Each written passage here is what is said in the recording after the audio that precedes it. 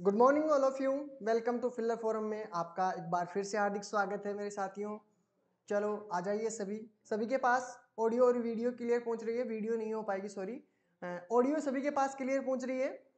Audio के लिए बता दीजिए कि ऑडियो सभी के पास क्लियर है। प्लीज़ कमेंट कर दीजिए एक बारी, ऑडियो सभी के पास क्लियर है।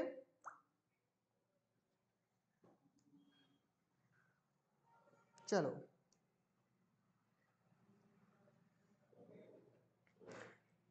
आ जाइए सभी। तो जिन्होंने अभी तक, जो भी नए हो, तो चैनल को सब्सक्राइब कर लीजिए और बेल आइकन को दबाइए, जिससे क्लास की नोटिफिकेशन इन्फॉर्मेशन आप तक पहुंचती रहे। ठीक है, और लाइक कर दीजिए, प्लीज़ लाइक कर दीजिए। जो भी क्लास लाइव हो सभी लाइव कर दीजिए।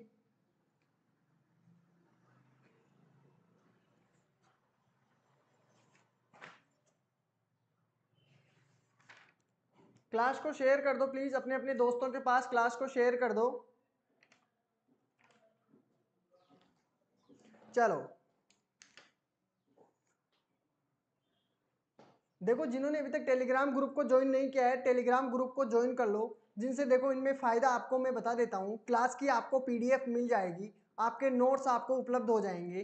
ठीक है, कोई क्लास के बारे में एक्स्ट्रा इन्फॉर्मेशन देनी हो आपको, क्लास नहीं होती है उसके बारे में भी इन्फॉर्मेशन आपको यहाँ पर मिल जाती है। ठीक है, तो इसको ज़रूर ज्वाइन कर लीजिए सीटेट और एचटेट वाले विद्यार्थियों के लिए। देखो, दिवाली ऑफर आज लास्ट तारीख है आपकी 31। ठीक है, तो जल्दी से जल्दी कोर्स को परचेज कर लीजिए। ठीक है, आपको बहुत फायदा मिलने वाला है। देखो, यूजीसी नेट हुआ, सीटेट हुआ, केवीएस हुआ, इनमें आपको तीनों कोर्स एक साथ 90% ऑफ पर अनलिमिटेड होगा। ठीक है, चलो देखो, लिमिटेड ऑफर आपके लिए अब 90% ऑफ है सीटेट के लिए, देखिए। ठीक है, तो आप ज़रूर परचेज कीजिएगा, आपको बहुत फ़ायदा मिलने वाला है। ठीक है, चलो सीटेट के बारे में बता देता हूँ। सीटेट और एचटेट के वाले जो भी नए विद्यार्थी हैं उन सभी के कि आपकी क्लासें स्टार्ट हो चुकी है सोशल स्टडी की। ठीक है, 9 बजे से है। आपकी मैथ की क्लास होती है 10 बजे से। ठीक है, और आपका आधे से बत्ता सिलेबस भी कवर हो चुका है। ठीक है, तो जिन्होंने अभी तक पीछे वाली क्लासें नहीं देखी है, तो मेरे दोस्तों पीछे वाली क्लासें देख लीजिए, जिससे आपको बहुत फ़ायदा मिलने वाला है।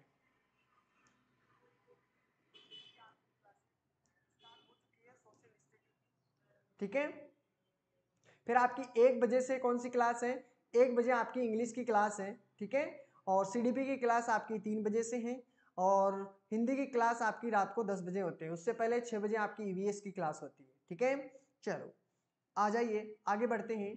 आपके फर्स्ट और सेकंड पेपर सभी को पता चल गया है। जो भी न्यू स्टूडेंट है उन सभी के लिए बता दूं एक बार फिर से कि एकदम फ्री क्लासें होगी पेपर फर्स्ट और पेपर सेकंड की। ठीक है, और आपका जो दिसंबर एग्ज़ाम है, ठीक है, उसके लिए हम साइंस मैथ इन सभी के एमसीक्यू स्टार्ट करने वाले हैं। ठीक है, सारे के अनुसार, तो आपको एक्स्ट्रा फैक्टों के अनुसार आपके सिलेबस कवर करवाया जाएगा। ठीक है, ठीक है। आपका ज्योमेट्री का दूसरा पार्ट बता देता हूँ, ये आपके फर्स्ट और सेकंड दोनों में है, तो आपके बहुत मदद मिलने वाली है इस क्लास से। ठीक है, जिन्होंने अभी तक फर्स्ट पार्ट नहीं देखा है, तो दोस्तों फर्स्ट पार्ट भी जरूर देखिएगा, क्योंकि ज्योमेट्री है बहुत बड़ी है, लेकिन हम इसमें शॉर्ट में कवर करेंगे। ठीक है, और उसके बाद में हम जो एमसीक्यू करने वाले हैं, पीवाईक्यू करेंगे, तो उसके अंदर आपके जो भी एक्स्ट्रा फैक्ट हैं, एक्स्ट्रा एक क्वेश्चन के साथ मैं आपको अनेक चीज़ें बताने वाला हूँ। ठीक है, तो बाकी जो भी बचेगी ज्योमेट्री के अंदर, जो भी अदर चीज़ों में जो भी अपना टॉपिक क्लियर हुआ है, उन सभी से और बाहर से जो भी क्वेश्चन आएगा मैं आपको क्लियरली समझा दूंगा। ठीक है, चलो देखो, हमने पढ़ा था कोणों के बारे में, पढ़ लिया मैंने, आपको कोणों के बारे में समझा दिया था। ठीक है, कोणों के बारे में एक एक चीज के मैंने बारे में समझाया। मैंने आपको न्यून कोण बारे में समझाया था, समकोण के बारे में समझा दिया। ठीक है, अधिक कोण, सरल कोण और प्रतिवर्ती कोण, पूरक, संपूरक, आसन, ये सभी कोणों के बारे में मैंने आपको डीपली 1 बाय 1 सभी चीजों के बारे में समझाया है। ठीक है, पता है सभी को। आज हम जो पार्ट दूसरा है ज्योमेट्री का, उसके अंदर देखो क्या क्या पढ़ने वाले हैं, ध्यान से देखिएगा। ठीक है, क्लास बहुत इंपॉर्टेंट है। बहुभुज के बारे में पढ़ेंगे। देखो, बहुभुज पॉलीगन जिसे बोलते हैं हम, और पॉलीगन में आपको बहुत कुछ देखने को मिलेगा। बहुभुज आपके होते क्या हैं, यानी त्रिभुज से आपके स्टार्ट होते हैं, यानी रेखाखंड, बहुत सारी रेखाखंडों से जो आकृति बनती है आपकी। जैसे आपको 3 रेखाओं से कोई आकृति बन रही है, जिसे हम त्रिभुज बोलते हैं, वो भी बहुभुज में गिनती आता है।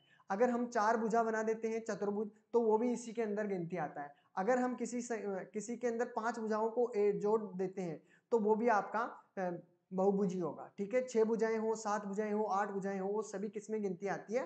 पॉलीगन यानी कि बहुभुज में। ठीक है, जिसको कभी भी किसी भी चीज में डाउट हो तो संकोच नहीं कीजिएगा, तुरंत आप उसके बारे में पूछ लीजिएगा। ठीक है, कोई भी क्वेरी हो, कोई भी आपको लगे कि सर हमें समझ में नहीं आया, तो आप तुरंत उसमें पूछ सकते हो। ठीक है, बेधड़क पूछ सकते हो। ठीक है, तो आप सभी के बारे में समझ गए। अब बहुभुज के बारे में हम अच्छी तरीके से जान लेते हैं कि बहुभुज में आपको पूछा क्या क्या जाता है। ठीक है, बहुभुज में सबसे पहले इंपॉर्टेंट चीज आपकी होती है कोणों के बारे में बहुत बहुत पूछा जाता है, बहुत बार पूछा जाता है। ठीक है, जैसे आपको n भुजाओं वाले बहुभुज के बारे में पूछा जाता है कि अगर आपकी n बहुभुज भुजाएं हैं, उन सभी के बारे में आपसे पूछा जाता है। तो आपको देखो सबसे पहले क्या भुजा पूछा जाता है। ठीक है, देखो आपसे पूछा जाता है कि बहुभुज के बाएं कोणों का योग क्या होता है। क्या होता है कि जो बहुभुज होता है, जैसे आपके मान लो मैंने 5 भुजाएं बता दी, किसी कोई भुजा है उसकी 5 भुजाएं हैं। ठीक है, एग्जाम्पल के तौर पर समझा रहा हूँ कि एक बहुभुज है। अब इसके मैंने बाहरतम जो कोण है, ये बाहर वाले जो कोण है, उन सभी के बारे में मैंने पूछा कि इन सभी कोणों के बारे में, ये इधर चला जाएगा, ये इधर, और ये वाला सामने, ये वाला सामने। ठीक है, तो आपसे पूछा जाएगा कि बाहर वाले जो कोण है वो कितने डिग्री के होते हैं। तो बहुभुज के बाएं कोणों का योग टोटल पूछते हैं आपसे, तो कितना होता है? 360 डिग्री। कितना होता है मेरे दोस्तों? 360 डिग्री होता है। बहुत इंपॉर्टेंट चीज है। ठीक है, अब आपको सम बहुभुज के बारे में पूछते हैं। एक तो बहुभुज के बारे में पूछ लिया गया, good morning all of you, good morning. ठीक है, तो बहुभुज के बारे में पूछेंगे तो बहुभुज में आपको क्या मिलेगा कि बाएं कोणों का योग पूछता है, तो उसका योग कितना होता है? 360 डिग्री होता है। ठीक है, 360 डिग्री। अगर आपसे पूछा जाता है, देखो बहुभुज और एक सम बहुभुज, देखो बहुभुज और सम बहुभुज में क्या होता है कि आपके दो प्रकार से, देखो बहुभुज में क्या होता है कि भुजाएं अलग अलग माप की हो सकती है। जैसे मैंने इसको 5 माना, इसको 6 माना, इसको 7, इसको 8, इसको 9, इस प्रकार की। ठीक है, तो ये एक होता है बहुभुज। तो बहुभुज के बारे में पूछता है तो सभी का कोण कितना होता है? 360 डिग्री। अगर मैं बात करूं कि सम बहुभुज, यानी कि उसकी पांचों भुजाएं अगर क्या हो, समान दी हुई हो, ये 5 है, ये भी 5 है, और आपको जो आगे वाली दी जाएगी भुजाएं वो भी कितनी होगी? सम होगी, यानी समान होगी। तो उसके बारे में पूछा जाता है कि उसके प्रत्येक बाएं कोण का मान क्या होता है। प्रत्येक, याद रखना, प्रत्येक बाएं कोण का मान कितना होता है। यानी अगर मैं इस कोण का मान पूछूं प्रत्येक का, तो आपको क्या बताना पड़ेगा?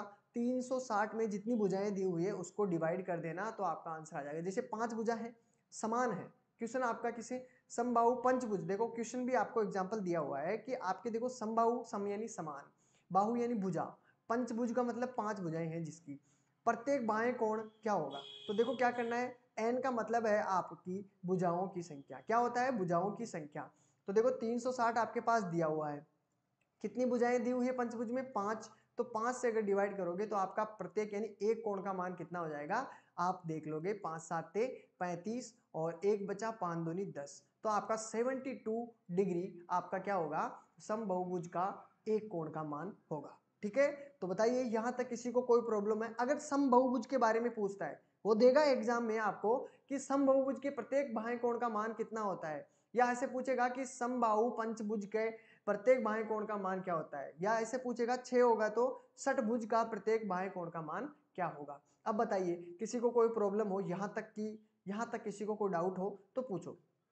ठीक है, चलो फिर आगे चलते हैं। और इसमें क्या पूछा जाता है बहुभुज में, और आपसे क्या पूछा जाता है, ये भी तो हो सकता है ना, सभी चीजें क्लियर करके चलो।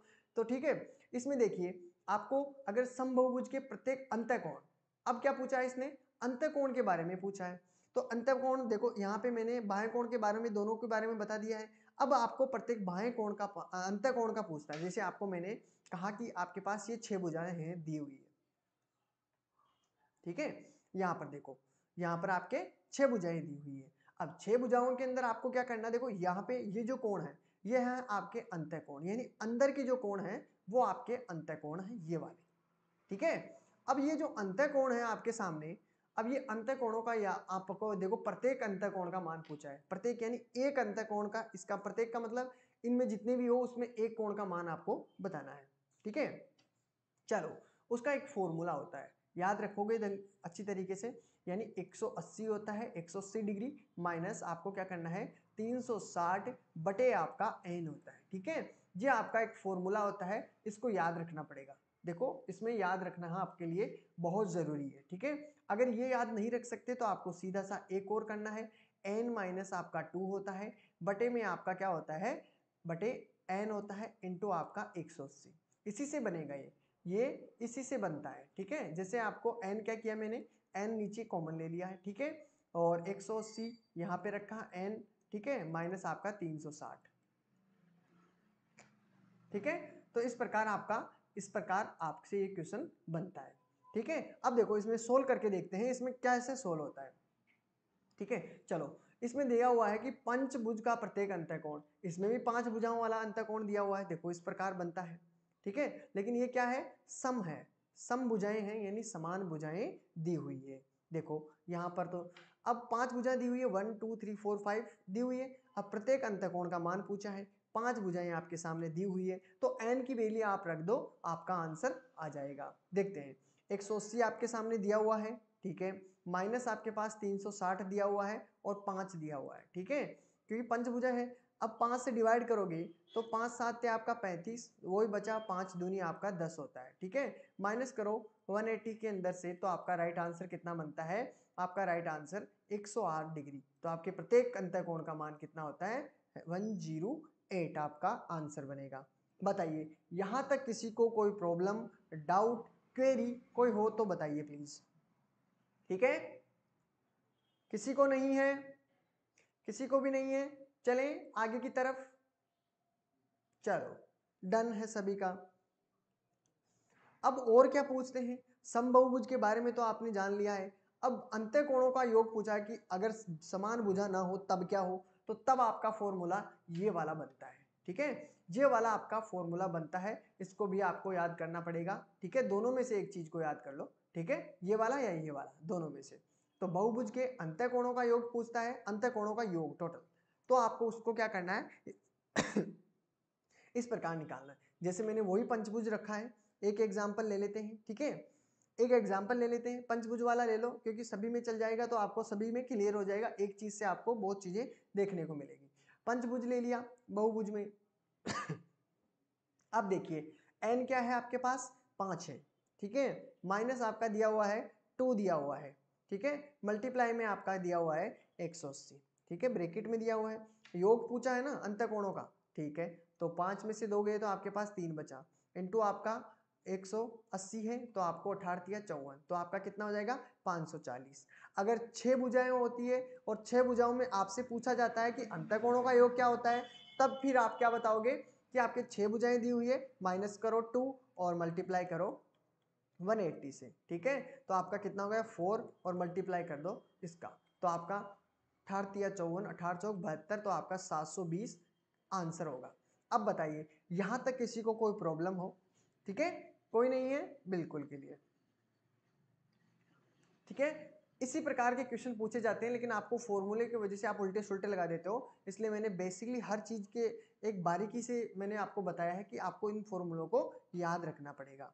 एक चीज आपको मैं और बता देता हूँ, कोई भी बहुभुज दिया हुआ हो, ठीक है, उसकी भुजाएं आपको दी हुई हो और आपसे विकर्ण की बात करें कि आपके विकर्ण बताइए हमें कि विकर्ण कितने होंगे, तो देखो विकर्ण का भी एक छोटा सा शानदार फॉर्मूला है कि आपको क्या करना है, n ब्रैकेट n माइनस 3 बटे आपका 2, तो आप जितने भी विकर्ण होंगे सामने आ जाएगा। और n घबराने की बात नहीं है, n भुजाओं की संख्या है, क्या है, भुजाओं की संख्या है आपके सामने, भुजाओं की संख्या, क्लियर है। तो ये हो गया आपकी भुजाओं की संख्या। अब देखो n दिया हुआ है, n कितना है, n आपके सामने दिया हुआ है, कोई भी अब एग्जाम्पल मानते हैं, पहले मैंने एग्जाम्पल के थ्रू मैंने आपको बताया कि एग्जाम्पल में मैंने 6 भुजा रखी है, कितनी भुजाएं रखी है, 6 भुजाएं रखी है। अब आप विकर्ण गिनने बैठोगे तो बहुत ज्यादा होगा, 6 भुजा है, सीधा फॉर्मूले में ऐड कर लो, 6 दिया हुआ है, n की जगह 6 रख दो, माइनस आपके पास 3 दिया हुआ है, ठीक है, बटे में आपका 2 रखना है। अब 2 से काटोगे तो आपका बनता है 3, ठीक है। अब 2 तिया 6 हो गया और यहाँ पर बचा आपके पास 3, और 3 को अगर 3 से मल्टीप्लाई करते हो तो आपका बनता है कितना, 9। अब इसमें देख लीजिए अगर एक एक गिनने बैठोगे तो आपके पास बहुत ज्यादा आपका हो जाएगा, ठीक है। 1 हो गया, 2 हो गया, 3, ठीक है, 4, 5, 6, 7, और कहाँ कहाँ रहा 8 और ये हुआ 9, ठीक है। अब आप कई बार इनसे गिनती करोगे तो आपके गिनने में ही आपको प्रॉब्लम आ जाएगी, ठीक है। तो इस प्रकार गिनोगे तो आपको बहुत ज़्यादा तकलीफ होगी, तो सीधा फॉर्मूले में रख दीजिए, तो आपका कहीं भी डाउट नहीं होगा और आपका आंसर भी आपके सामने होगा, ठीक है। ज़्यादा टाइम भी नहीं लगेगा, बस आपको 2-3 फॉर्मूले इसमें याद रखने पड़ेंगे, ठीक है।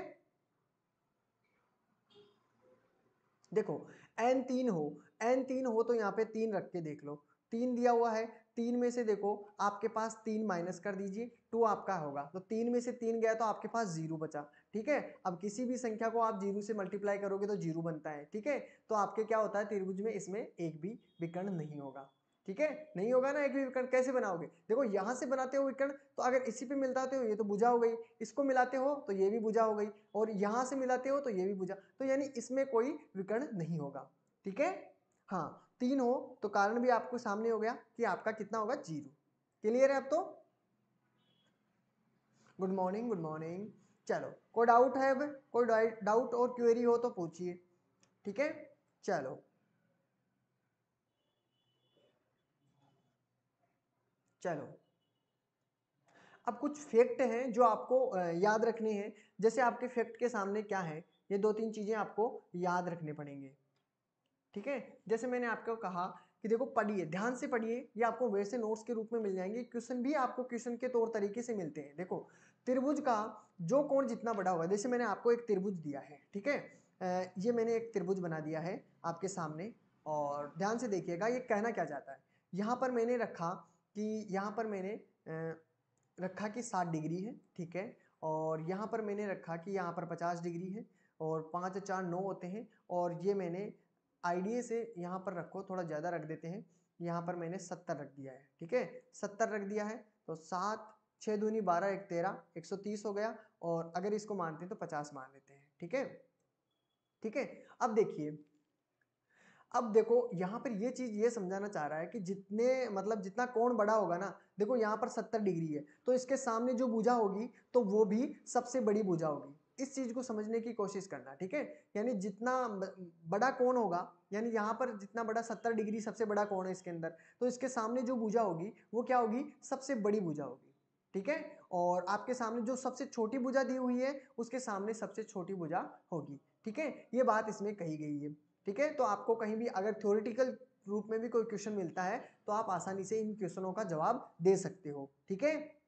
मिलेंगे, बिल्कुल मिलेंगे क्वेश्चन, आपको बताऊंगा मैं जब एमसीक्यू करवाऊंगा, तब ये चीजें बताऊंगा मैं आपको, फिर पूछूंगा तब आपको ये चीजें ध्यान रखनी पड़ेगी, ठीक है।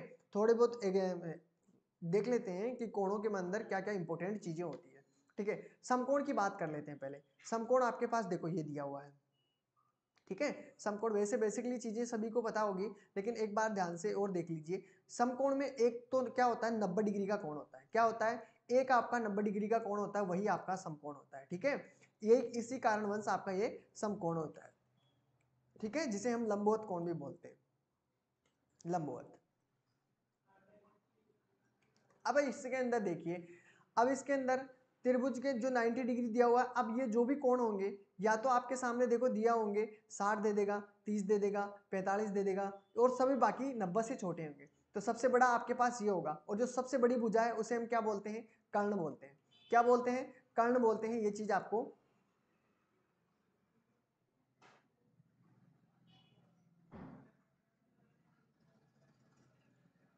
चलो, ये कर्ण हो गया आपका। अब देखो आप लंब किसे मानते हो, आधार किसे मानते हो। देखो लंब में आपको अगर यहाँ पर कोई चीज आपके एग्जाम्पल में थीटा दिया हुआ है तो थीटे के जस्ट सामने वाला कोण क्या होता है, आप लंब मान सकते हो, ठीक है, थीटा के सामने वाला। और इसे आधार, अगर थीटा आपके पास यहाँ दिया हुआ है, थीटा जो भी कोण दिया हुआ है एग्जाम में देगा, एग्जाम्पल के थ्रू आपको कहीं दिया हुआ है कि एक कोण समकोण के अंदर एक कोण 60 डिग्री है, तो वो थीटा जो उसने दिया है उस थीटे के सामने आपका लंब होगा, ठीक है।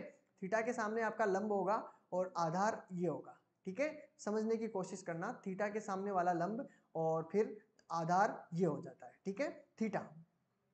अब ये चीजें ध्यान रखनी है। तो इसमें कौन कौन सी होती है, कर्ण होता है, लंब होता है और आधार होता है। और इसके अंदर एक बहुत इंपॉर्टेंट चीज है जो आपके हर जगह काम में आती है, पाइथागोरस प्रमेय, जिसने आपने बहुत बार पढ़ा होगा, पाइथागोरस प्रमेय, ठीक है, सुना भी बहुत होगा। ठीक है, इसके बारे में जानते हैं थोड़ा बहुत। इसके बारे में देखो क्या है, आपको क्या करना है, कर्ण स्क्वायर दिया हुआ है। क्या दिया हुआ है? कर्ण स्क्वायर दिया हुआ है। चलो, कर्ण स्क्वायर दिया हुआ है और कर्ण स्क्वायर में आपके सामने देखो आधार स्क्वायर हो गया, आधार स्क्वायर हो गया और आपके पास प्लस लंब स्क्वायर हो गया। क्लियर है? लंब स्क्वायर हो गया।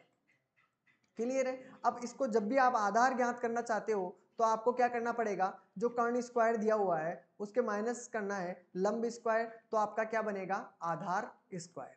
क्लियर है? आधार स्क्वायर बनेगा। ठीक है, तो ये चीज क्लियर है।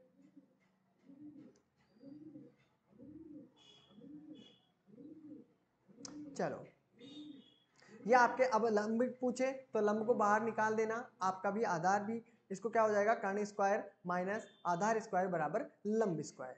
क्लियर है? तो ये आपके इससे संबंधित क्वेश्चन थे कुछ इंपॉर्टेंट जो मैंने आपको बताए हैं। ठीक है, अब हम बात करते हैं समबाहु त्रिभुज की। देखो समबाहु त्रिभुज में देखो मैंने अभी आपको सम यानी समान और बाहु यानी भुजा, यानी समबाहु भुज में आपके पास तीनों भुजाएं जो दी हुई है, आपका क्या होगा, समबाहु भुज में आपकी तीनों भुजाएं सेम होगी। ठीक है, बराबर होगी। ठीक है, अगर ये ए है तो ये भी ए हो गई और ये भी आपके ए हो गई। ठीक है, तो तीनों भुजाएं आपकी समान होगी। और एक और खासियत है, इसमें तीनों कोण कितने डिग्री के होते हैं? 60-60 डिग्री के होते हैं। ठीक है, ये चीज भी आपको ध्यान रखनी है, 60-60 डिग्री के आपके कोण दिए जाते हैं। ठीक है, अब बताइए किसी को यहां तक किसी को कोई डाउट हो तो पूछो, अगर यहां तक किसी को भी कोई प्रॉब्लम हो तो पूछ सकता है। ठीक है, अब क्षेत्रफल की बात कर लेते हैं एक थोड़ा बहुत। क्षेत्रफल के अंदर अगर आपको फॉर्मूला पूछते हैं कि समबाहु त्रिभुज के अंदर क्षेत्रफल का फॉर्मूला क्या होता है, तो क्षेत्रफल का फॉर्मूला क्या होता है, √3/4 ए स्क्वायर। और ए क्या है, आपके पास भुजा दी हुई है। अब जो भी दी हुई है आपको यहाँ पर रखनी है और आपका क्षेत्रफल आपके सामने होगा। ठीक है, अगर आपसे ऊंचाई पूछते हैं, ये वाली ऊंचाई पूछते हैं आपसे, देखो ये वाली, ठीक है, ये एच हाइट पूछते हैं, तो आपको क्या करना है, हाइट पूछेंगे तो ऊंचाई का फॉर्मूला आप सभी को पता होना चाहिए। ऊंचाई आपकी कितनी होती है, मैं यहाँ पे बना देता हूँ ऊंचाई। तो आपका क्या होगा, √3 आपका ऐसे का ऐसा होता है, 2 बस नीचे आएगा और ए आपका यहाँ होगा, बस इतना सा का आपका फॉर्मूला होगा, तो आपकी ऊंचाई आपके सामने होगी। ठीक है, चलो यहां तक तो सभी का क्लियर हो गया होगा। अगर समबाहु त्रिभुज के अंदर आपको क्षेत्रफल पूछे तो उसका फॉर्मूला आपके सामने ये होता है। ठीक है, ऊंचाई का फॉर्मूला पूछे तो आपके सामने ये होता है। ठीक है, अगर आपसे फिर भुजा के बारे में पूछे तो देखो यहाँ पर ए है, इसमें देखो क्षेत्रफल दिया हुआ है, अगर भुजा पूछे तो आप आराम से निकाल सकते हो। अगर ऊंचाई दी हुई हो, भुजा पूछे तो आप इसमें भी आराम से निकाल सकते हो। ठीक है, तो आपका ये क्लियर हो जाएगा। अगर आपसे देखो परिवर्त, अभी हम पढ़ेंगे परित्रिज्या अंतर त्रिज्या के बारे में। अगर मैं एक बार तो सभी को बता देता हूँ कि अंतर त्रिज्या का फॉर्मूला, जिसको भी कॉपी पेन लेके बैठना चाहिए। ठीक है, तो इसमें क्या है कि आपको ये फॉर्मूले याद हो जाएंगे। तो देखो इसमें क्या है, अगर आपको परित्रिज्या पूछता है यानी इसके बाहर वाली त्रिज्या, यहाँ पर जो वर्त बनेगा, देखो यहाँ पर अगर कोई वर्त बनता है, ठीक है, यहाँ पर, तो अगर इसके बारे में पूछता हूँ कि इसकी बाह्य वर्त की त्रिज्या क्या होगी, यानी परित्रिज्या जिसे बोलते हैं आर, परित्रिज्या। ठीक है, परित्रिज्या, और इस परित्रिज्या का फॉर्मूला क्या होता है, परित्रिज्या का फॉर्मूला होता है ए बटे आपका √3 कर देना, तो आपका परित्रिज्या निकल के आ जाएगी। बताइए किसी को भी कोई डाउट हो, फॉर्मूले बहुत जरूरी है, बहुत मायने रखते हैं। अगर जिसको इनके में प्रॉब्लम है तो मुझे नहीं लगता ज्योमेट्री उसके लिए क्लियर होगी। ठीक है, तो ये चीजें आपकी क्लियर होनी चाहिए। तो आर अगर परित्रिज्या पूछते हैं आपसे, परिवर्त की त्रिज्या इस प्रकार ये वाला चक्कर है बार वाला, तो आपको परित्रिज्या क्या निकालनी होगी, ए जो आपके पास भुजा दी जाती है उसमें √3 से डिवाइड कर दोगे तो आपके पास परिवर्त की परित्रिज्या आ जाएगी। ठीक है, आपके पास समबाहु त्रिभुज की परित्रिज्या आ जाएगी। अंतर्वर्त अंतर त्रिज्या पूछते हैं, अंतर त्रिज्या का मतलब देखिए, आपके पास ये त्रिभुज दिया हुआ है, ठीक है, समबाहु त्रिभुज दिया हुआ है और इसके अंदर क्या हुआ है, आपके पास एक वर्त बना हुआ है। ठीक है, अब इसके बारे में पूछता है इसकी अंतर्वर्त की त्रिज्या यहां से लेकर इसकी त्रिज्या जो है वो कितनी होगी। ठीक है, तो अंतर त्रिज्या क्या होगी, अंतर त्रिज्या, अंतर त्रिज्या, अंतर त्रिज्या आपको क्या रखनी है, अंतर त्रिज्या आपकी हो जाएगी a/2 √3। ठीक है, क्या होगी, a/2 √3। ठीक है, तो ये आपको कंप्लीट होनी चाहिए। तो याद रखना है, परिवर्त की त्रिज्या पूछता है अगर आपसे तो a/√3 कर देना। अंतर त्रिज्या पूछता है आपसे तो क्या करोगे, a/√3 तो करोगे लेकिन उसके आगे 2 और लगा लेना। अगर एक भी चीज याद हो गई दोनों में, देखो छोटी है तो हम इससे बड़े से भाग देंगे, ठीक है, जिससे आपकी ये त्रिज्या छोटी हो जाएगी। ठीक है। तो यह आपको ध्यान रखनी है, परित्रिज्या और अंतःत्रिज्या, ठीक है, समबाहु त्रिभुज के अंदर, ठीक है। चले आगे, तो समबाहु त्रिभुज की बात ये हो गई, यहां तक तो सभी को क्लियर होगा। चले आगे, डन। चलो नोट कर लें, स्क्रीनशॉट ले लेना इन चीजों का, ये आपके बहुत हेल्प करने वाली है, ठीक है। चलो समबाहु त्रिभुज की बात कर लेते हैं, वो सॉरी समद्विबाहु त्रिभुज। समद्विबाहु देखो नाम में ही लिखा हुआ है, किसी को रटने की जरूरत नहीं है। सम यानी समान, द्वि यानी दो, बाहु यानी भुजा, यानी जिसकी दो भुजाएं आपके पास क्या हो, समान दी हुई हो, जिसमें दो भुजा आपके पास क्या दी हुई हो, समान दी हुई हो। जैसे मैंने आपको ये माना कि ये ए है, ये भी ए है और ये बी है, यानी इसमें क्या है, दो भुजाएं एकदम समान होगी, बराबर होगी, ठीक है। ये दोनों भुजाएं मैंने क्या कर दी, सेम समान हो गई, ठीक है। तो इसमें देखो ये दो कोण है, ये वाला और ये वाला, ये दोनों कोण भी क्या होंगे, समान होंगे, ठीक है। ये चीज भी आपको ध्यान रखनी है। अब ये चीज आपको ध्यान रखनी है, तो आपका यहां तक तो सारा डाउट क्लियर हो जाएगा, ठीक है। अब किसी को कोई दिक्कत डाउट हो तो पूछो कि इसमें ये प्रॉब्लम होगी या प्रॉब्लम होगी, ठीक है। चले आगे, तो ये चीजें आपको ध्यान रखनी है। अब आगे चलते हैं, इसके अंदर आ जाइए। इस प्रकार के आपको कई बार क्वेश्चन देखने को मिले होंगे, कई बार देखने को मिले होंगे। अब थोड़ा सा त्रिभुज के बारे में जान लेते हैं, ठीक है। तो किसी त्रिभुज की कोई एक भुजा को बढ़ाने से जो बहिष्कोण या बाहर वाला जो सुदूर कोण है वो बनता है, तो अंतः कोण का योग क्या होता है, यानी इस प्रकार के क्वेश्चन दिए होते हैं। देखो यहाँ पर दिए हुए हैं कि आपके पास दो कोण दिए हुए हैं, तीन दिया हुआ है यहाँ पर ये कोण, और यहाँ पर दो दिया हुआ है, ठीक है। तो ए का कितना बराबर होगा, तो देखो जो कोण आपके पास दिया हुआ है एक, ठीक है, एक, ये किसके बराबर है, ये जो दोनों कोण है आपके सामने, √2 और आपके सामने क्या है, +√3, इन दोनों के योग के बराबर होता है आपका ये बाह्यतम कोण, ठीक है। इस प्रकार के क्वेश्चन आपको देखने को मिलेंगे एग्जाम में, ठीक है। अब इसमें देखिए, इसमें क्या होता है, इसमें क्या होता है, जो x की वैल्यू है, x की वैल्यू निकालनी है आपको। ये दोनों कोण दिए हुए हैं, तो आपको क्या करना है, कोण दिया हुआ है कोण 1 प्लस आपको कोण 2 में क्या करना है, ऐड करना है, तो आपका इस प्रकार आंसर निकल के आएगा। क्वेश्चन भी दूंगा मैं आपको, क्वेश्चन भी आपको एमसीक्यू करवाने वाला हूं, पर मैं ये बेसिक चीजें हैं, ये आना आपके लिए बहुत जरूरी है, ठीक है, ये बहुत जरूरी है। तो अब जब भी आपसे ये चीजें पूछे कि इस प्रकार, आपको देखो यहाँ पर मैंने दिया है कि यहाँ पर मैंने लिख दिया है, चलो आपको समझा देता हूं मैं एक बार, ठीक है। यहाँ पर मैंने दिया है कि यहाँ पर मैंने 60 रख दिया है और यहाँ पर मैंने 70 रख दिया है। आपसे क्वेश्चन पूछा जाता है कि ये कोण कितने डिग्री का है, ठीक है। तो उसमें आपको कुछ नहीं करना, इन दोनों को ऐड करना है, तो आपका आ गया 130 डिग्री, ठीक है।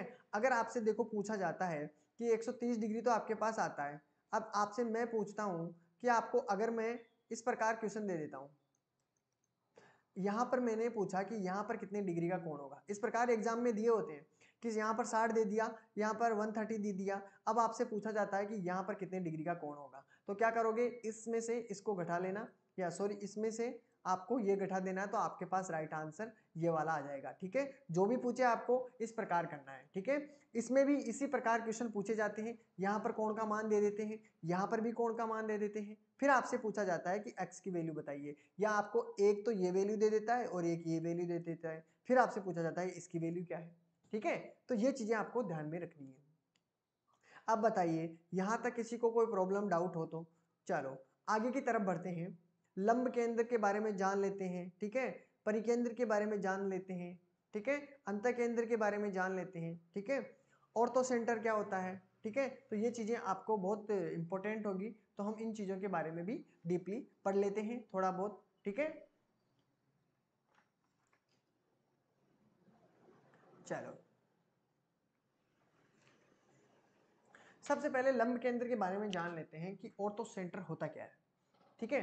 ऑर्थो सेंटर क्या होता है, जैसे आपके मैंने आपको यहाँ पर लिख दिया है, एक त्रिभुज बना दिया है, ठीक है, एक त्रिभुज बना दिया गया है, और एक ये त्रिभुज दिया हुआ है। इसमें क्या होता है, जो लंब केंद्र होता है उसमें क्या होता है, लंब का मतलब है एक, मतलब जो भी भुजा दी हुई है उस पे लंब समद्विभाजक, यानी कि उस लंब, यहाँ पर कितने डिग्री का कोण बनाएगा, यहाँ से मैंने कोई बिंदु माना, ठीक है, यहाँ पर आपका 90 डिग्री होगा, ठीक है, कितना होगा, यहाँ पर आपका लंब होगा 90 डिग्री। अगर यहाँ से भी लेता हूँ तो यहाँ पर भी आपका 90 डिग्री होता है, ठीक है। जहां से ये लंब केंद्र बनेंगे तो आपका ये लंब केंद्र कहलाता है, ये जो बनेगा वो आपका लंब केंद्र बनेगा। यानी यहाँ पर मैंने कोई भुजा मानी और उसका लंब इस प्रकार से मैंने डाला, ठीक है, इधर वाला भी डाला और इधर वाला भी डाला, और ये तीनों लंब केंद्र जहां पे क्रॉस करते हैं, ठीक है, कटते हैं, उसे हम बोलते हैं लंब केंद्र।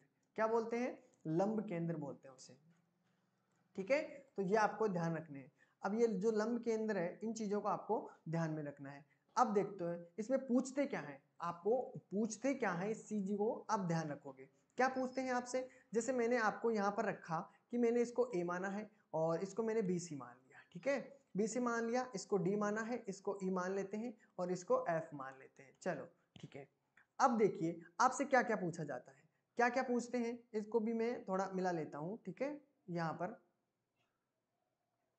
चलो, अब आपसे पूछा जाता है कि देखो यहां पर आपको कोण दे दिया है, ठीक है, और यहां पर आपको कोण पूछा है, इस प्रकार के क्वेश्चन पूछे जाते हैं। तो आपको और तो के सेंटर है ना, ये इसको ओ मान लेता हूं सेंटर को, ठीक है, माना। अब आप देखो क्वेश्चन क्या पूछते हैं, बी ओ सी, ये लिखा हुआ है कि बी ओ सी दिया हुआ है, देखो दिया हुआ है, बी दिया हुआ है, ओ दिया हुआ है, सी दिया हुआ है, बी ओ सी दिया हुआ है, प्लस आपका क्या करना है, रूट ए, मतलब कोण आपके पास दिया हुआ ए, ठीक है, ये वाला कोण, और इन दोनों के कोण का योग कितना होता है, 180। अब आपसे जो भी कोण पूछे तो आपको क्या करना, देखो यहां पर मैंने रखा कि अगर मैं इसको मान लेता हूं 120, कितना माना है, 120 डिग्री माना है, ठीक है।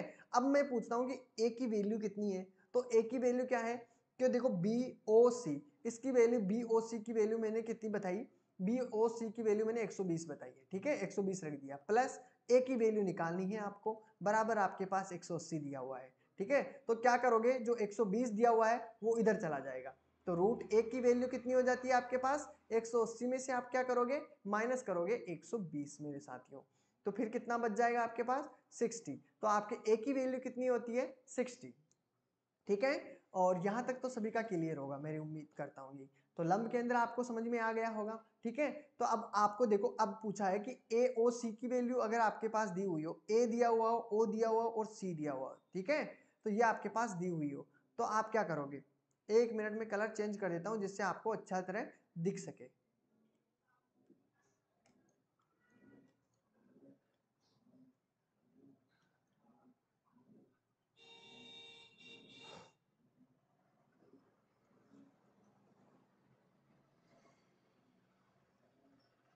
ये देखिए, अगर मैं मानता हूं ए, ये देखिए ए ओ और आपके सामने सी दिया हुआ है, ठीक है, और इसकी वैल्यू आपके सामने दी हुई है, ठीक है, कोण जो भी दिया हुआ है। अगर आपसे पूछा है कि ये कोण, तो ये इन दोनों का योग कितना होगा, इस थीटे का और इसका आपके पास कितना होगा, इन दोनों का आपके पास होगा 180 डिग्री, ठीक है, 180 डिग्री। अब आपसे इस प्रकार पूछे जाते कि ए ओ और बी के बारे में पूछता है, ए और बी, ये वाला कोण और ये वाला कोण, इन दोनों का योग कितना होता है, 180 डिग्री, ये भी आपको ध्यान में रखना है, ठीक है। तो ये आपके क्लियर हो गए, क्लियर हो चुके हैं।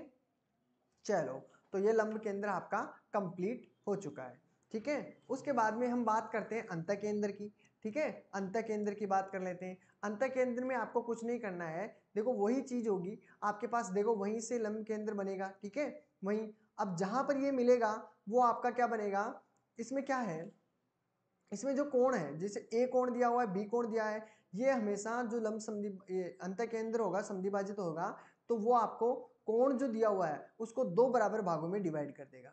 कितने भागों में, 2 बराबर भागों में। अगर यहाँ पर 60 दिया हुआ है, अगर ये अंतः केंद्र बनता है तो ये 30-30 के हो जाएंगे, ठीक है। इसी प्रकार ये भी 30-30 के, जो भी यहाँ पर कोण दिया हो उसका आधा हो जाएगा, ठीक है। हाँ, तो ये बात देखने की है। अब आपसे पूछा जाता है कि आपको दिया हुआ है, देखो यहाँ पर बी दिया हुआ है, बी ओ,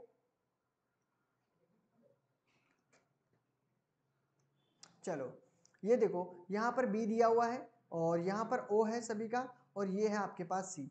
अगर देखो इसकी मान देखा, इसका मान दिया हुआ है आपके सामने, क्या दिया हुआ है, इसकी वैल्यू आपके निकालनी है, ठीक है, बी ओ सी की। तो आप क्या करोगे, आपके पास 90 डिग्री दिया हुआ है, निकालो जो भी निकालोगे। जैसे मैंने इसकी वैल्यू निकालनी है, इसकी वैल्यू निकालने के लिए आप क्या करोगे, बी ओ सी की वैल्यू निकालने के लिए आप क्या करोगे, जो 90 दिया हुआ है, 90 दिया हुआ है, उसके अंदर क्या करने हैं, ए जो दिया हुआ है उस ए को डिवाइड करना है 2 से और उसमें ऐड कर लो तो आपका आंसर होगा।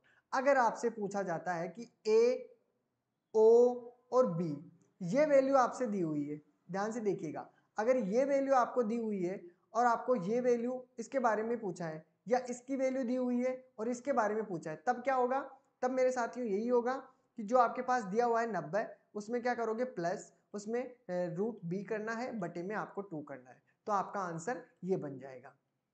ठीक है, तो ये भी आपको क्लियर हो गया होगा। चलो आगे चलते हैं। चलो अब आपसे देखो एक एग्जाम्पल दिया हुआ है, इसमें एग्जाम्पल देखो, त्रिभुज दिया हुआ है, त्रिभुज ए बी सी, देखो इसी को मान लेते हैं, त्रिभुज ए बी सी दिया हुआ है, अंतकेंद्र ओ दिया हुआ है अंतकेंद्र बिल्कुल। यदि ए आपका 80 दिया हुआ है, ये कितना डिग्री दिया हुआ है, 80 डिग्री दिया हुआ है हो, तो बी ओ सी का मान क्या होगा, एग्जाम्पल भी दिया हुआ है, बी ओ सी की वैल्यू क्या होगी, तो क्या करना है आपको 90 रखना है, प्लस आपका करना है ए की वैल्यू 80 दी हुई है, 80/2 करना है, तो आपका आंसर बन जाएगा। तो ये तो हो गया आपका 40, और 90 में 40 ऐड करोगे तो कितना बनता है आपके पास 130, तो आपका कितना होगा 130 डिग्री आपका राइट आंसर होगा। ये कितना बनेगा 130 डिग्री, तो इसका ऑप्शन बी होगा।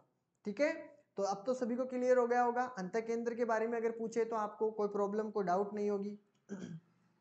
एक केंद्र और आता है जिसे हम परिकेंद्र त्रिभुज के बारे में जानते हैं, यानी परिकेंद्र के बारे में जानते हैं, कि परिकेंद्र के बारे में और भी जो डीपली है उन चीजों के बारे में बता देता हूं। ठीक है, चलो इसमें देखिए परिकेंद्र के बारे में, परिकेंद्र त्रिभुज की भुजाओं के लंब समद्विभाजकों को मिलाने वाली भुजाएं जहां मिलती है उसे क्या बोलते हैं, त्रिभुज का परिकेंद्र। जैसे मैंने आपको एक त्रिभुज दिया है, ठीक है, ये वाला एक त्रिभुज है,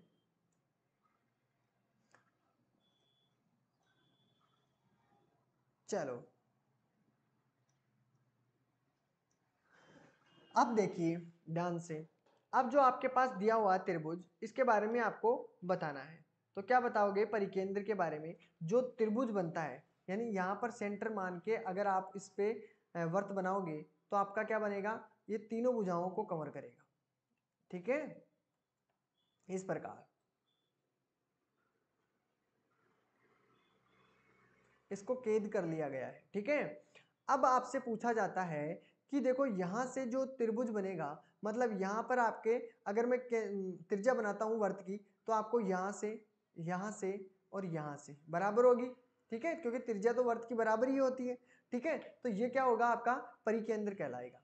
ठीक है, चलो परिकेंद्र के अंदर आपसे पूछा क्या क्या जाता है, देखो पहले सूत्र देख लेते हैं कि आपको एग्जाम में क्या क्या पूछा जाता है। एक तो आपको केंद्र से आपको कोण पूछा जाता है। ठीक है, मैंने यहाँ पर रखा है कि यहाँ पर ए माना है, और यहाँ पर मैंने बी रखा, यहाँ पर सी रख दिया हूँ। ठीक है, और लंब केंद्र के बारे में जानते हैं, लंब केंद्र भी इसमें डालते हैं, तो लंब केंद्र के बारे में जानते हैं, तो यहाँ पर आपका लंब केंद्र भी बन जाता है। ठीक है, परिकेंद्र में क्या होता है कि लंब केंद्र, अंतकेंद्र, परिकेंद्र तीनों एक ही जगह पे होते हैं। ठीक है, तो ये बात बनती है, ये देखिए यहाँ पर बना दिया। अब चलो, अब आपसे देखो क्वेश्चन एक तो पूछे जाते हैं कि आपको यहाँ पर ओ मान लेता हूँ, ठीक है, यानी सेंटर को। चलो यहाँ पर अगर देखो पूछा क्या जाता है, बी ओ सी, यहाँ पर क्या दिया है, बी ओ सी दिया हुआ है, या पूछा जाता है, जो भी पूछे आपको बी ओ सी देगा ना, अगर आपसे ये कोण देगा ना, अगर तो आपसे ये कोण पूछेगा, अगर ये कोण दिया हुआ है तो आपसे ये कोण पूछेगा। ठीक है, दोनों चीजों को ध्यान में रखते हुए चलना है। अगर आपको बी ओ सी की मान दिया है तो आपको क्या करना है, 2 का क्या करना है, दुगुना करना है, यानी एक वाला का दुगुना करना है। जैसे मैंने आपको यहाँ पर दिया है कि यहाँ पर ये 60 डिग्री है, ठीक है, ए 60 डिग्री है, आपको BOC की वैल्यू निकालनी है, तो BOC की वैल्यू क्या होगी, इसका दुगना कर दोगे तो आपका BOC की वैल्यू निकल के आ जाएगी। BOC की वैल्यू कितनी होगी, 6 दूनी 12, यानी 120 डिग्री होती है। ठीक है, अगर आपसे पूछा जाता है कि आपको A, O और B के बारे में, ठीक है, कलर चेंज कर लेता हूं जिससे आपको समझने में आसानी रहे। ठीक है,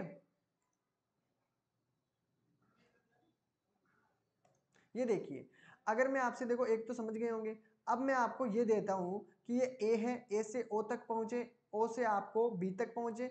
अगर आपसे ये देखो, अगर ये कोण पूछा जाता है या दिया हुआ है, मैंने ये कोण दे दिया आपको, कितना दिया है, 130 डिग्री दिया है, कितना दिया है, 130 डिग्री दिया हुआ है, और आपसे पूछा जाता है कि सी की वैल्यू क्या होगी। तो देखो जस्ट इसके सामने जो कोण है उसके बारे में, तो ए दिया हुआ है, ओ दिया हुआ है, और आपके पास बी दिया हुआ है, तो इसकी वैल्यू आपको क्या होगी, 2C होगी, यही होगी ना। अब देखो सी की वैल्यू निकालनी है अगर आपसे, AOC की वैल्यू कितनी है 130, और 2 को अगर डिवाइड करोगे तो आपके पास कितना बनता है 65, यही बनेगा ना। तो आपके पास C की वैल्यू कितनी हो जाती 65। उसी प्रकार अगर आपसे देखो इस प्रकार दिया होता है BOC की वैल्यू देता है, तब आपको क्या क्या पूछेगा, B की वैल्यू पूछेगा या फिर आपको ये वाली वैल्यू पूछेगा। ठीक है, तो यहाँ पर अगर परिकेंद्र के बारे में भी आप जान चुके हो। ठीक है, तो परिकेंद्र के बारे में भी जान चुके हो। अगर आपसे पूछा जाता है कि परिवर्त की त्रिज्या बताइए, परिवर्त की क्या बताइए, त्रिज्या बताइए, तो परिवर्त की त्रिज्या का फॉर्मूला बहुत इजी है। जो आपके पास ये भुजा दी हुई है, मैं माना कि इन भुजाओं को माना ABC मान लेता हूँ, ABC मान लेता हूँ।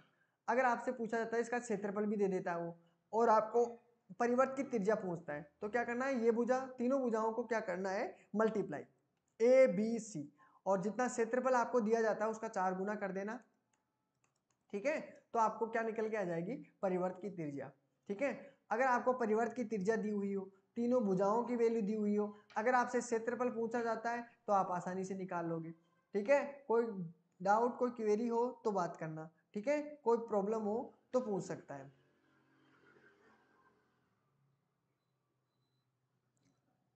ठीक है, यहां तक किसी को कोई प्रॉब्लम हो तो बात करो, मतलब पूछ लीजिए जो भी आपको लगता हो कि सर हमें ये चीज समझ में नहीं आई है। ठीक है,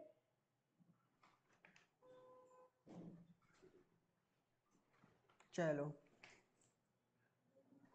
और अब आपको क्या करना है, थोड़ी थोड़ी आपको आयत के बारे में पढ़ लेंगे। ठीक है, आयत के बारे में जान लेंगे, वर्ग के बारे में भी जान लेते हैं। ठीक है, इनके बारे में जान लेते हैं, इनके बेसिकली फॉर्मूले याद कर लो आप। ठीक है, फॉर्मूले सबसे बेस्ट रहेंगे। देखो आयत के क्षेत्रफल का फॉर्मूला सभी को पता है। ठीक है, L इंटू बी। ठीक है, लंबाई इंटू चौड़ाई आपके पास। ठीक है, अगर आपसे विकर्ण के बारे में पूछा जाता है तो वही आपके पास विकर्ण भी क्या होगा, L स्क्वायर कर दो प्लस B स्क्वायर कर दो, उसका रूट कर दो, ये आपके पास विकर्ण हो जाएगा। ठीक है, हाँ बिल्कुल। ठीक है, और आपसे पूछा जाता है वर्ग के बारे में तो उसका भुजा स्क्वायर होता है। ठीक है, ये बेसिकली चीजें हैं जो आपको आराम से आती है। ठीक है, यानी आपका क्या हो गया, भुजा स्क्वायर, ये वर्ग का होता है। वर्ग का क्या होता है, क्षेत्रफल, वर्ग का क्षेत्रफल बनता है। ठीक है, वर्ग का क्षेत्रफल यहां लिख देता हूं, वर्ग का क्षेत्रफल आपके पास भुजा स्क्वायर होता है। ठीक है, भुजा स्क्वायर। अगर आपसे पूछे कि विकर्ण क्या होगा सर, विकर्ण क्या होगा, विकर्ण में कुछ नहीं करना, आपका जो भुजा है उसमें क्या करना है, √2 से मल्टीप्लाई कर देना है, तो आपके पास विकर्ण निकल के आ जाएगा। ठीक है, यहां तक तो किसी को कोई प्रॉब्लम डाउट हो तो बताओ। ठीक है, फिर हम वर्त के बारे में जान लेते हैं, थोड़ा बहुत वर्त के बारे में जान लेते हैं।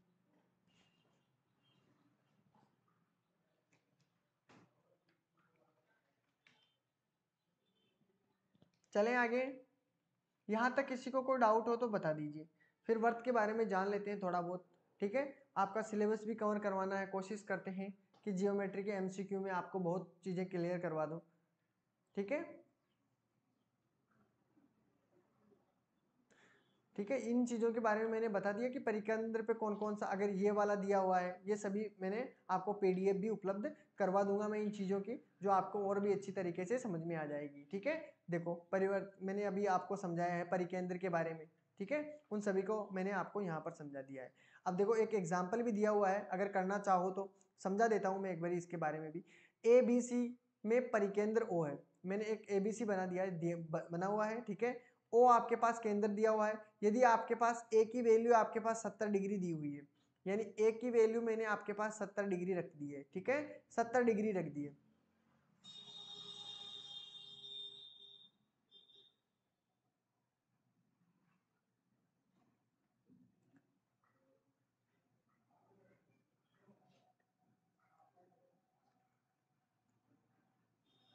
मतलब क्या, मतलब क्या है इसका मतलब, डेट ऑफ बर्थ कौन सी वैलिड मानी जाती है,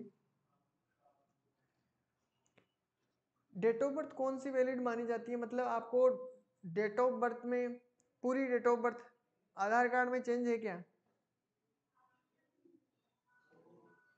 जैसे आपके आधार कार्ड किसी को कहीं प्रॉब्लम आ रही होगी, मुझे पता है, जैसे 12 लिखा हुआ है किसी का कि 12/5 लिखा हुआ है, 5वां महीना, और आपका 1995 नहीं देकर आपको क्या किया हुआ है, 95 ही दिया हुआ है, तब आपको लफड़ा आया होगा। ठीक है, बिल्कुल ये नहीं होना चाहिए, अब तो पूरा होना चाहिए।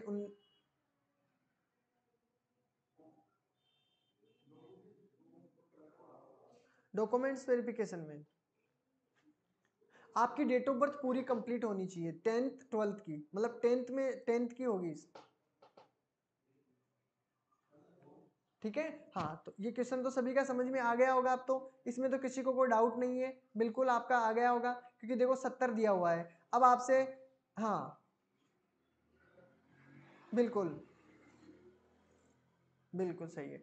चलो यहाँ पर देखिए, आपसे BOC की वैल्यू पूछा है, तो BOC को देखो मिसमैच है ना, अगर 10th और 12th की में, तो आपको प्रॉब्लम है, इसको चेंज करवाना पड़ेगा आपको। बिल्कुल 10th और 12th की, जो 10th की होगी वो आपकी सभी में होनी चाहिए, 10th की मायने रखती है। तो 10th की जब मार्कशीट बनती है तो 10th 12th में अलग कैसे हो गई, होना ही नहीं चाहिए। तो चलो TC 12th की TC में, चलो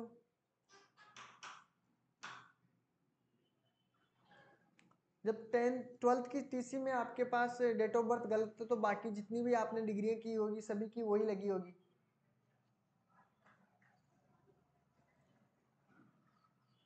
चलो कोई बात नहीं, तो ये क्वेश्चन तो आपके समझ में आ गया होगा। ठीक है, चलो तो आज के लिए इतना ही होगा, चलो फिर देखते हैं। 12th के सर्टिफिकेट में सेम है, बस TC में अलग है। चलो कोई बात नहीं, TC में तो आपकी जो TC काटी गई है ना, वहां से एक बार ट्राई कर लेना, आपकी TC तो ठीक हो जाएगी। TC में तो कोई दिक्कत नहीं है। अगर डॉक्यूमेंट्स जो आपके पास मिलते हैं, जैसे आपके पास यूनिवर्सिटी से हैं, तो उनमें भी बहुत प्रॉब्लम आती है, फिर शुरू से आपको बदलना पड़ता है। ठीक है, बस फिर तो क्या दिक्कत है, अगर BA वाले में आपकी सही है।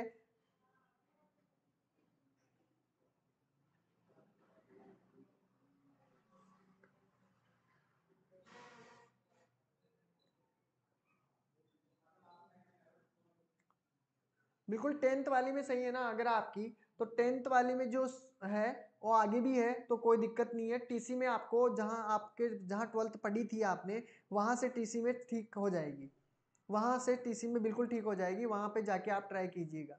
ठीक है, हाँ बिल्कुल, फिर तो ठीक हो जाएगी, कोई दिक्कत नहीं होगी। ठीक है, तो आप ज्वाइन कर लीजिए। देखो आपके पास जो प्लेलिस्ट दी हुई है, सभी के अंदर आपको प्लेलिस्ट मिल जाएगी, आपके नोट्स प्लेलिस्ट में आपको टॉपिक बाय मिल जाएंगे, प्लेलिस्ट में आपको कहीं ढूंढने की जरूरत नहीं पड़ेगी। ठीक है, तो आपकी प्लेलिस्टें बना दी गई है, जिसको भी क्लासें पुरानी नहीं देखी है तो क्लासें जरूर पूरी देख लीजिएगा। ठीक है,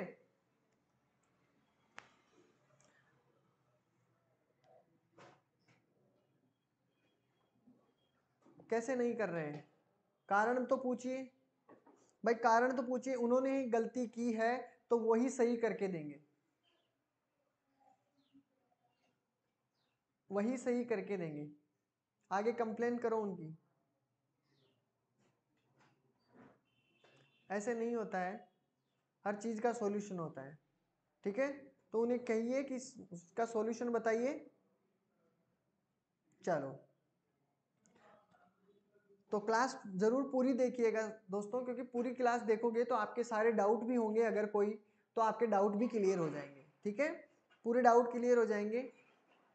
फिर हम बात करने वाले हैं जो भी टॉपिक बचेंगे उन सभी के बारे में।